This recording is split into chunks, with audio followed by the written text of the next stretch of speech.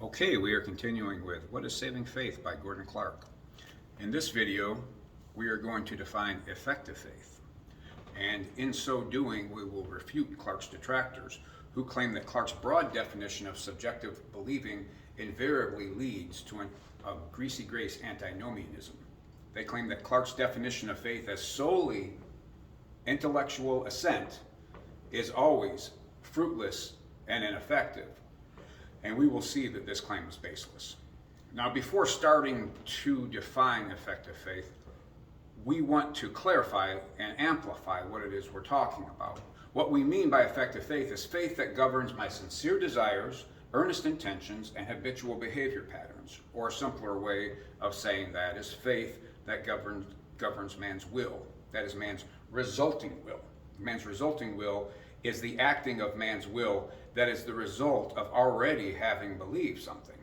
Acts of the will that are the result of faith. Now, in keeping with Clark's broad definition of faith, of subjective believing, faith comes in a variety of species. Sure, we can talk about having an effective species of faith that results in good, sanctifying changes to our choices and actions, such as that found in Hebrews 11:6. But in 2 Thessalonians 2:11, we also saw another species of faith where men believed an effective lie, resulting in their will delighting in wickedness. The verb pistio was used in this verse, showing that the biblical definition of believing has a broad meaning. And then there's yet another species of faith that is ineffective. In James 2:19, the apostle says, you believe, the same verb pistio, that there is one God. The same verb pistio is used there for a species of faith that is fruitless and ineffective. Some people claim that it is therefore not faith then, but that is not so. These Christians did indeed assent to an understood proposition. It's not a context where they merely understood but failed to believe. No, it's not. The issue is not hypocrisy. The apostles used the verb pistio, here. According to the Bible, this ineffective species is properly called faith. So, what is it that distinguishes these three species of faith? The effective, sanctifying faith, an effective lie, and 3, a fruitless, ineffective faith. Now, Clark teaches that the differences between these various species of faith is found in the object, in the declarative statement believed. You know, some people say, oh, it doesn't matter what you believe as long as you're sincere. But Clark strongly rejects this notion. Clark teaches that even the feeblest subjective believing suffices. What makes the difference is whether the proposition that you believe is objectively true or not. Would you rather have a 51% subjective assurance in the true direction of the oasis, or a 100% subjective assurance in the false direction of a mirage?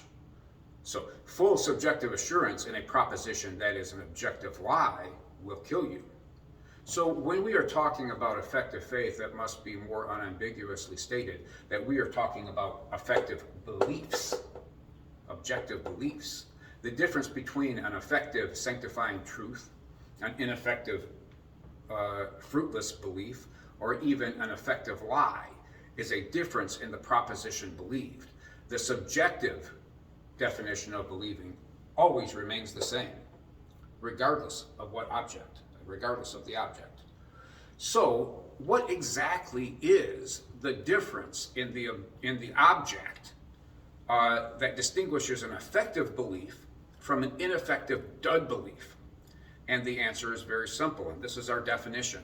Faith is effective when the proposition believed is applied to me and my self-interest. The proposition believed includes terms that are deemed to have an impact on the interest of the one believing. If the objective belief is deemed to affect me, that's affect with an A, then it will have an effect on my will. That's effect with an E. So, to the extent that a belief impacts my perceived interests, it will have a result in my desires, intentions, and actions. If, for example, I believe that a boulder is rolling down the hill towards an old shrub, I'll probably just passively stand there and watch it. But if I believe that a boulder is rolling down the hill towards me, then I will have a resulting strong emotional reaction, adrenaline pumping through my endocrine system. I will take immediate action, like jumping out of the way. The first example of the shrub is detached and disinterested, but the second example is applied to me in the first person.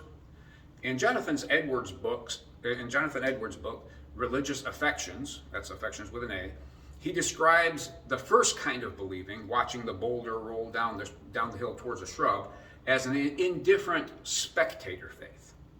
The person with a spectator faith is a disinterested third party. He has no skin in the game. His hide isn't on the line. He has no blood and treasure involved. The proposition he believes doesn't apply to him, so it doesn't matter to him. It doesn't mean anything to his interests. It is therefore not important nor meaningful to him. Therefore, the belief produces no lasting effect on his will. Now, Edwards also cautioned that ineffective dud beliefs are not always without emotions. He observed that spectators at the theater can empathetically be drawn to tears. They may watch a Shakespeare play and see Julius Caesar stabbed in the back, and everyone bawls in empathy at the tragic betrayal. But minutes later, they wipe their tears and they go out to dinner afterwards and remain unchanged. It's not because they don't truly believe that the historical Caesar was assassinated, but they just don't deem that event important to their lives here and now. Many theologians call this kind of ineffective belief a mere historical belief, because the proposition believed isn't important here and now. It's not relevant to our present interests. An atheist, for example, might believe that an historical man named Jesus died on a Roman cross, but he doesn't believe the proposition that the Son of God died on the cross to pay for my sins. The atheist doesn't believe that his own hide is on the line. Now, I want to point out that unapplied beliefs are not to be disparaged necessarily. And we saw in James 2:19, the apostle commends the Christians for believing the correct doctrine. You believe there is one God. Good. Monotheism is true after all. It's true doctrine after all. In fact, believing true doctrine is a necessary prerequisite to applying it. And belief in an unapplied doctrine is rightly called a belief. If you just simply believe in the doctrine, it is a belief. The issue in James 2:19 isn't hypocrisy. It's failure to apply. The Christians do indeed understand and assent to a proposition. They have a faith, but they don't have an effective faith.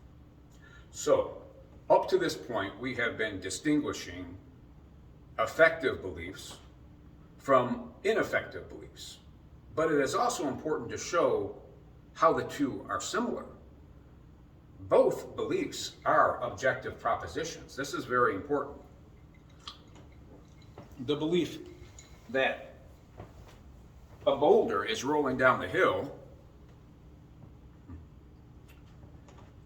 towards an old shrub is an objective proposition. Likewise, the belief that a boulder is rolling down the hill at me is also an objective proposition. This proposition doesn't become subjective when it's applied relative to me. It's still an objective proposition. It simply has an additional term in it, and that term is me. So here's the whole point. Both of these beliefs, being objective propositions, they are both grasped by the intellect. They're both grasped by the intellect. It's not that the first one is a proposition apprehended by the mind, but the second one is a mystical hamburger apprehended or perhaps digested by some other non-rational organ. No, they are both apprehended by the mind. Don't let the buzzards try to snatch understanding out of the definition of faith. The definition of subjective believing remains the same, regardless if the proposition is or is not particularly applied. It is not that the first proposition is received by mental assent alone, but the second one requires some additional third psychological effort supplied by man. There is no third psychological element in faith. No, the effective belief is received by understanding and assent alone, sola fide. Please join us next time when we will take an interlude from defining the various species of faith, and we will biblically define the psychological term, the heart. We'll see you then.